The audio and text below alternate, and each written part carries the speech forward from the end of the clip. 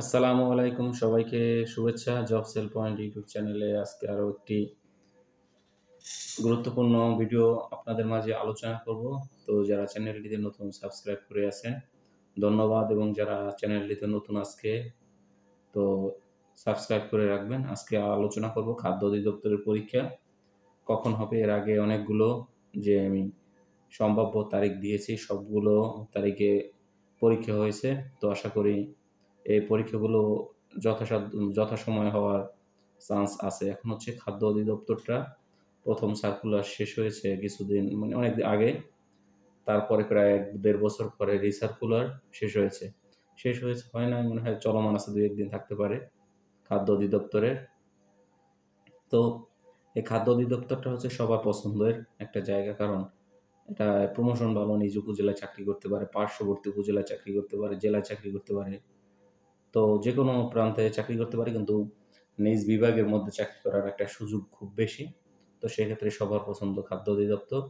তো এই খাদ্য অধিদপ্তরের পরীক্ষা এই আগামী এই খুব শীঘ্রই হবে, হয়তোবা এই মাস সময় পেতে পারেন, অথবা এই মাসের ভিতরে হতে পারে, অথবা সামনে মাস হতে পারে। টোটালি খুব শীঘ্রই পরীক্ষাটা হবে যতদূর জানতে পেরেছি। আসলে অনেকে বলেন যে আপনি তো তারিখ বলেন না। আসলে তারিখ আমি কিভাবে বলবো, আমি তো নিয়োগ কমিটিতে নাই।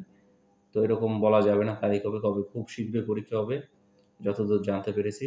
তো এর বেশি কিছু বলা যায় না যে পরীক্ষা আজকে হবে বা কালকে হবে। একদম এক্সাক্ট টাইম বলা আসলে অসম্ভব, এটা আসলে কেউই বলতে পারবে না।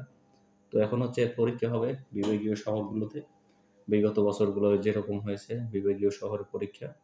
তো এখানে অনেক বড় একটা সার্কুলার ছিল। তো এখানে এক একটা পোস্টে যেগুলো বড় পদ আছে, যে সহকারী ভূখাদ্য পরিদর্শক প্রায় ৪-৫ লাখের মতো অ্যাপ্লাই করছে।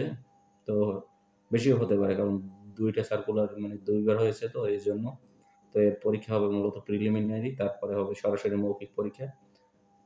বলা যায় যে ২ ধাপে পরীক্ষা শেষ, প্রিলি এবং মৌখিক পরীক্ষায় যারা সিলেক্ট হবে, পুরো চূড়ান্ত সিলেক্ট, তারাই চাকরি পাবে এই খাদ্য অধিদপ্তরের পরীক্ষা।